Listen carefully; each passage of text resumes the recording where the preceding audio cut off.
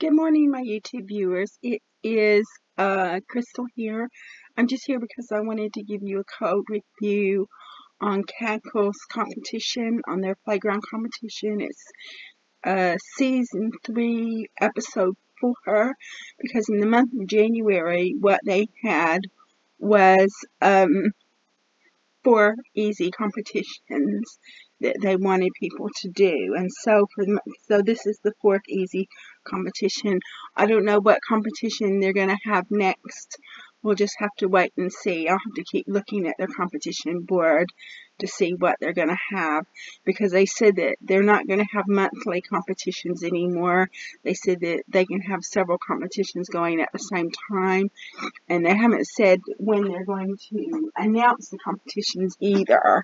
So I guess I'll just have to every day look on Kaggle competitions and see what they've got. So what this competition question is about fraud.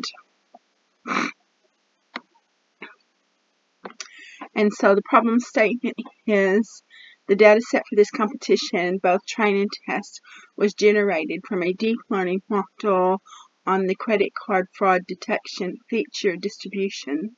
Credit card detection period. Feature distributions are close to, but not exactly the same as the original. Feel free to use the original data set as part of this competition, both to explore differences as well as see whether incorporating the original in training improves model performance. So what I did was I used Kaggle's free online Jupyter notebook to write the program, and so you can do it as well. And what we're going to do is first thing I did was I imported the libraries. So the libraries that I used in this program were NumPy as NP, and NumPy is a numerical computation library. I used Pandas as PD, and Pandas is a data processing library that also makes data frames and series. I imported OS, that's the operating system, and that goes into the operating system. Imported matplotlib.pyplot as PLT, which is visualizes your data, and I imported Seaborn as SNS, which also visualizes your data and does it statistically. And in addition to that, I imported sklearn, which is your machine learning library. So after I imported my libraries, I had to load my file, and so I used OS to go into the operating system, and I used a for loop to do that, to retrieve all of the files that had CSV, well, all of the files anyway. And then so it had 3 files, was train, test, and sample submission.csv, so it was 3 CSV files. Then I wanted to read my files, and so I used Pandas to read the files and convert them to data frames. So we have 3 data frames now being train, test, and submission. So here's your train, and you can see it's got 32 columns of data, and it's a by class. It's a by class, by category, so it's either a 0 or a 1, so it's a binary class. Test is the same, except for the fact that it doesn't have a class, because that's what you're going to predict on. This is what submission looks like, and since submission isn't either a 1 or a 0, then what that's telling me is they want you to use predict proba. So that means that you have to use a model that has predict proba. And also, I was looking on ChatGPT, and it said that if the model that you use doesn't have predict proba, then you can take your output and put it in a logistic regression and use predict proba there. I've never done that. I might give that a try to see how you can do it, how you can predict on a model using predict on a model predict on a training set using 2 models. So I may very well do that just to see how it works out, because I've never done that. I've never predicted on a training set with 2 models. So that could be something interesting for me to do. So we'll give that a try. Oh.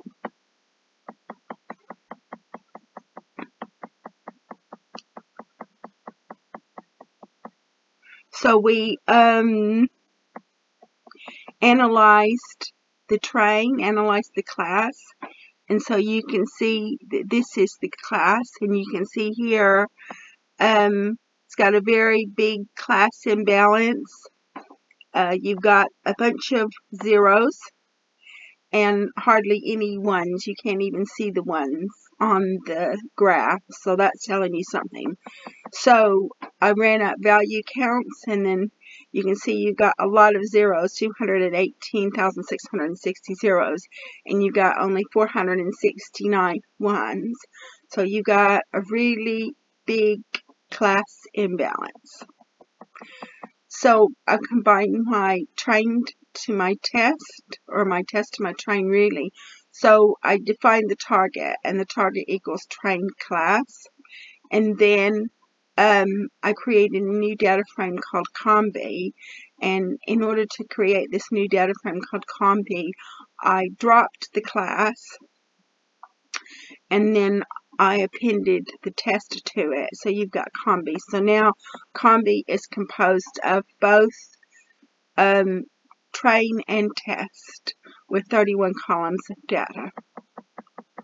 So I analyzed combi, so you can see combi, it's all floats except for the ID, which is an integer. And then I printed the unique values of time.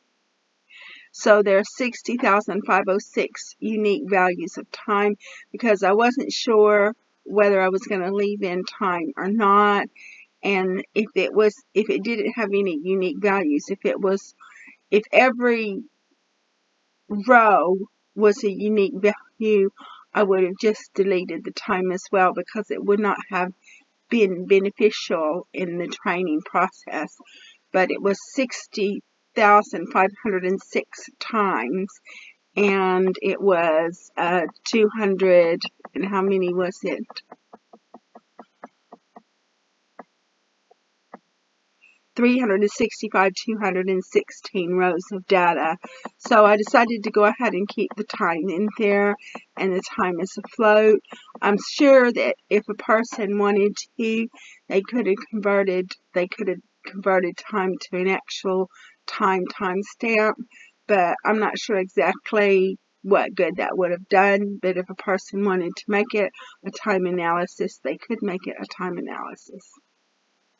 So we dropped the ID from the combi, and the reason why is because every ID is a unique value, and every row is indexed. So you don't have to worry about that. Every row is indexed. Created a heat map. So core equals combi.core, and then SNS heat map, so you can see the correlation that the columns of data have to each other by looking at the heat map. And you can see just by looking at the columns of data that they don't have a very high correlation, because most of the little boxes are dark. But you can look at core, and you can see the correlation that each column of data has to its neighbor. So I inserted some code to remove columns of data that have a high correlation, but none of the columns of data had a high correlation, so it didn't have an effect. Let's see, that was 30 columns, and that was 30 columns, so it didn't drop any columns. Now what we're going to do is we're going to normalize combi, and the reason why we're going to normalize combi is because the model trains, fits, and makes predictions on the data better if the data is in close proximity to each other. So what we did was we converted all of the cell values to values between 0 and 1. So the lowest value is going to be 0 and the highest value is going to be 1. We defined our x and our y variables. So y is your target, x is comb 0 to the length of train rows, and x test is comb, the length of train rows all the way to the end. And now what we're going to do is we're going to split the data set up into training and validating purposes. And so basically what we did was we had to take the target and we had to attach it to x. And then so what we did was we created our train set, but how we did that was we sampled it randomly and got 90% of comb. And then we created our val set by keeping the x variable or the x data frame and dropping the train index from it. So the only thing that you have left is whatever wasn't sampled when you created the train. And then we create our x train is the train, and it's all of the columns except the last one. And our y train is just the last column. And we created x val, y val exactly the same way, and then we tested the shapes. And so all the shapes look okay, so it's always important to check your shapes to make sure that you've got your training and testing or training and validating data sets correct. Now we're going to select our model, a selected logistic regression. Before I go on, I want to say that I selected several models. I tried random forest, tried SVC, I tried naive Bayes, tried gradient boosting regressor, and none of them really worked. And so the only thing that worked that I could get to work was logistic regression. And so we had to tune our hyperparameters. So we set class weight up to balanced. And then what happens when class weight is balanced, then it weights the classes inversely proportional. So the 0 would have a low weighting and the 1 would have a high weighting. The solver we used was LBFGS. I set it up for C to 100 and max iterations to 5,000, and random state was 42, and then I fit my X train and my Y train. And it's always important because I kept getting a warning saying that the data didn't converge, and I was really worried about that. And so that's why I had to have so high a max iterations as 5,000 to do that. But the data did converge eventually. And then I predict on my validation set, and I had 80% accuracy or 80.9% accuracy. And then we checked the confusion matrix. So on the confusion matrix, we had 17,704 zeros and 4171s that should have been zeros. And then we had 24 ones and 15 zeros that should have been ones. So you can see that this wasn't a fantastic outcome, but it was better than the others. When I tried the other models, I didn't get any ones. So this is a good outcome compared to the others. So we can compare our actual predictions to the actual values to the predictions, and you can see that we did actually get a 1 in there.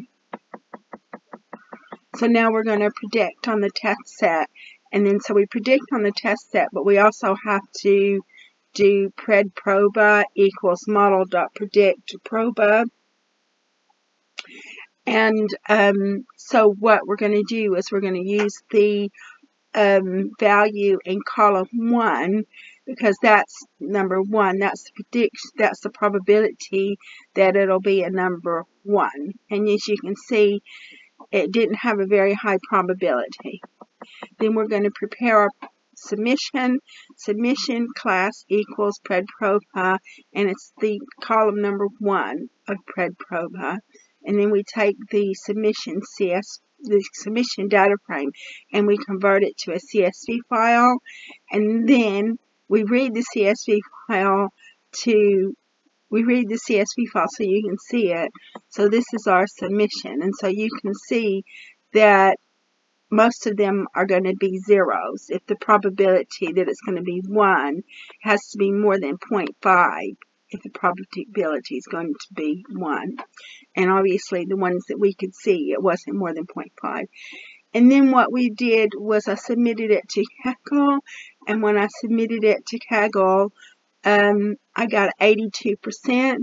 So what we can do is we can look on the leaderboard. So this is your competition, and we can look on the leaderboard.